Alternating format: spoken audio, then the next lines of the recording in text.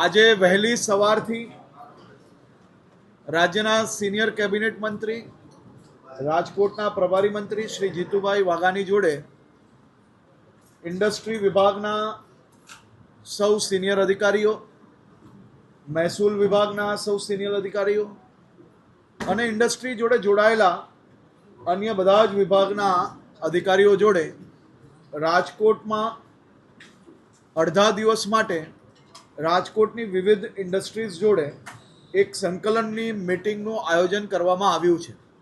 આ બેઠકમાં તમામ વિભાગોની એક ગ્રુપ મીટિંગનું બી આયોજન કરવામાં આવ્યું છે, જેનાથી જે ઉદ્યોગકારો છે, જે એમએસએમઈ, જે નાના ઉદ્યોગકારો છે, આ બધા જ લોકોને પડતી નાની મોટી મુશ્કેલીઓ કે વધુમાં વધુ ઇન્વેસ્ટમેન્ટ કઈ રીતે ઝડપથી સૌરાષ્ટ્ર અને કચ્છ રિજનની અંદર લાગુ પડી શકે તે માટે કઈ રીતે એને શું મદદની જરૂર છે તે માટેની આ બેઠકનું આયોજન કરવામાં આવ્યું હતું.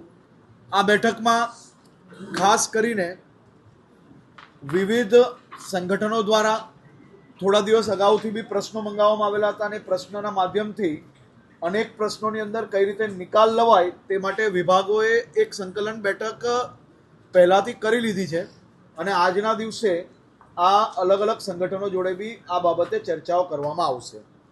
આપ જાણો છો કે રાજકોટ એ આવનારા દિવસોમાં એક ગુજરાતનું ખૂબ જ મહત્વનું મેન્યુફેક્ચરિંગ સેક્ટરની અંદર ગ્રોથ એન્જિન છે જ, પરંતુ હજી બી વધુ ઝડપથી રાજકોટની અંદર વધુ ઇન્વેસ્ટમેન્ટ દેશ અને દુનિયાભરના કઈ રીતે આવી શકે તે માટે રાજ્યના મુખ્યમંત્રી શ્રી ભૂપેન્દ્રભાઈ પટેલના માર્ગદર્શનમાં વાઇબ્રન્ટ ગુજરાતને આ વખતે રિજનલ સમિટમાં આયોજન કરવામાં આવ્યું છે.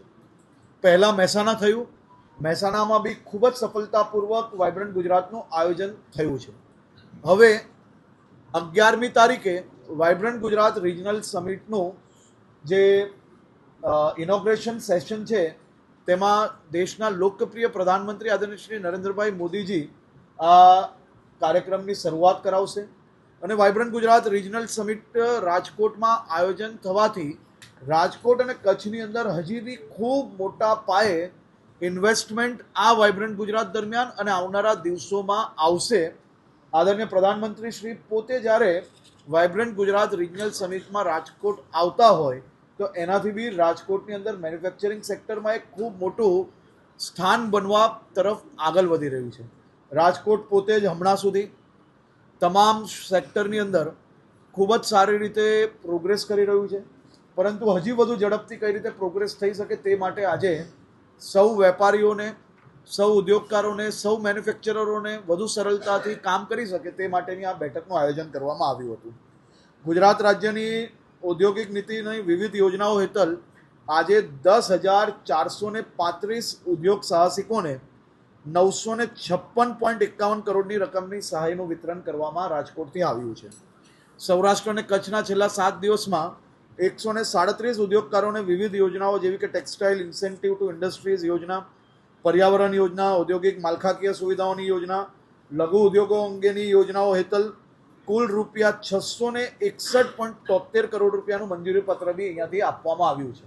હજી બી ઝડપથી જે ઇન્સેન્ટિવ સ્કીમ છે એ ગુજરાત દેશમાં સૌથી ઝડપથી લોકોને ઇન્સેન્ટિવ આપવાવાળું રાજ્ય છે, પરંતુ આનાથી બી વધુ ઝડપ કઈ રીતે થઈ શકે તે માટે રાજ્યના ઇન્ડસ્ટ્રી વિભાગ દ્વારા છેલ્લા અનેક મહિનાઓથી રાત દિવસ કામગીરી ચાલુ છે અને મને વિશ્વાસ છે કે ગુજરાતમાં જે પ્રકારે મોદી સાહેબના સમયથી ગુજરાત દેશમાં સૌથી વધુ ઇન્વેસ્ટમેન્ટ લાવવામાં સફળતા પ્રાપ્ત કર્યું છે, આવનારા દિવસોમાં બી ગુજરાત આ જ ઝડપે અને આનાથી બી વધુ ઝડપે મુખ્યમંત્રી શ્રી ભૂપેન્દ્રભાઈ પટેલના માર્ગદર્શનમાં આખી સરકાર રાજ્યના સૌ નાગરિકો સાથે મળીને એમના સપના સાકાર કરવા માટે કામગીરી કરશે. આભાર.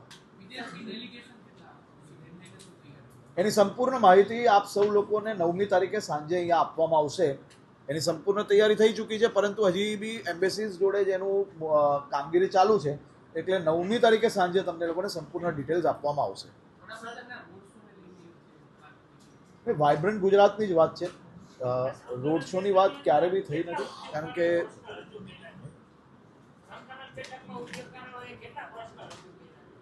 હજી પ્રશ્નની બેઠકો તમે જોયું હશે ગ્રુપ વાઇઝ હમણાં મિટિંગો છે જે સાંજ સુધી ચાલવાની છે.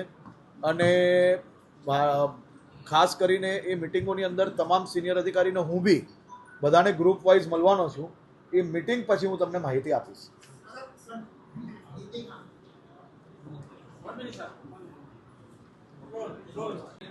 જે પ્રકારે આજે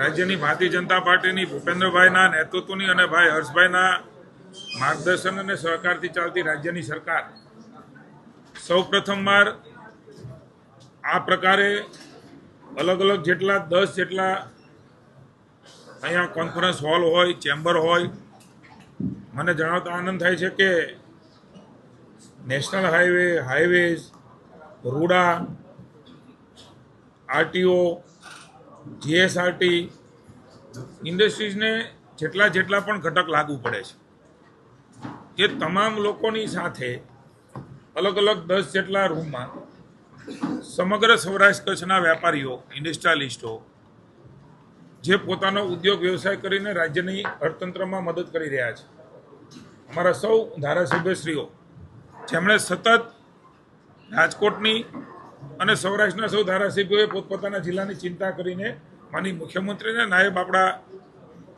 માનનીય મુખ્યમંત્રી હર્ષભાઈ જે ઉદ્યોગ પ્રધાન પણ છે એમને વાત કરી અને એમના કારણે સૌ પ્રથમવાર આ પ્રકારે એક ઝોનની અંદર રેવન્યુ એસીએસ આવે, ઇન્ડસ્ટ્રીઝ એસીએસ આવે, તમામ અલગ અલગ ડિપાર્ટમેન્ટો, હું તમને ગણાવું તો 22 જેટલા ડિપાર્ટમેન્ટો, એમના અધિકારીઓ, એમની સાથે એમના પ્રશ્નોની અને આગામી રોડમેપની ચર્ચા થાય. આવા રાજ્ય સરકારની પહેલને માનનીય મોદી સાહેબે ઇઝ ઓફ ડુઈંગ બિઝનેસ એ અભિગમ સાથે આ રાજ્યને આગળ લઈ ગયા. આજે દેશને પણ જે પ્રકારે ઇઝ ઓફ ડુઈંગ બિઝનેસ માટે વૈશ્વિક સ્તરે જે દેશની એક ઊંચાઈ બનાવી છે એ જ પ્રમાણે માનનીય મુખ્યમંત્રી ભૂપેન્દ્રભાઈના નેતૃત્વમાં અને હર્ષભાઈના માર્ગદર્શન નીચે આ પ્રકારનું રાજકોટની અંદર સમગ્ર સૌરાષ્ટ્રમાંથી ચેમ્બરના લોકોને બોલાવ્યા છે, વેપારીઓને બોલાવ્યા છે સૌરાષ્ટ્ર કચ્છના, અને એમની સાથે 1 to 1 પણ થાય ને સમૂહમાં પણ મિટિંગ થાય, સ્થળ ઉપર પ્રશ્નોનો નિકાલ થાય અને કેટલાક પ્રશ્નો નીતિ વિષયક હોય તો રાજ્ય સરકારમાં લઈ જઈ અને હર્ષભાઈને મુખ્યમંત્રીની સાથે ચર્ચા કરીને નિર્ણય થાય. આ પ્રકારના અભિગમને હું પ્રભારી મંત્રી તરીકે આવકારું છું. રાજ્ય સરકાર ભૂપેન્દ્રભાઈ અને નાયબ આપણા મુખ્યમંત્રી હર્ષભાઈને હું સૌરાષ્ટ્ર કચ્છ વતી ખૂબ ખૂબ આભાર માનું છું અને અભિનંદન આપું છું. Thank you.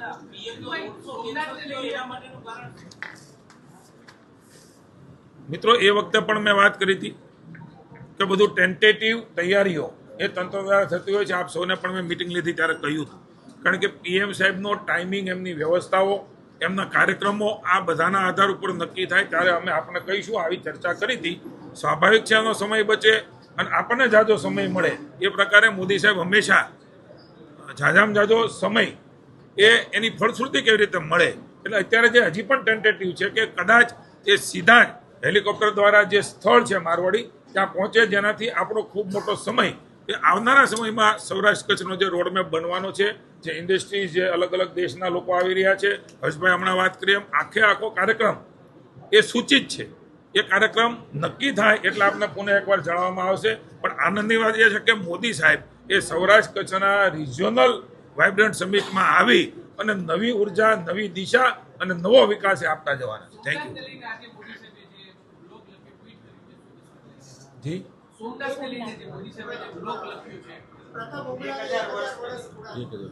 સોમનાથ મુકામે માનની નાયબ મુખ્યમંત્રી અને હું બંને જઈ રહ્યા છીએ. સંપૂર્ણ ચર્ચા એ નાયબ મુખ્યમંત્રી ડિટેલ ત્યાં બધી વિગતો લઈ અને આપની સાથે વાત કરશે. Thank you.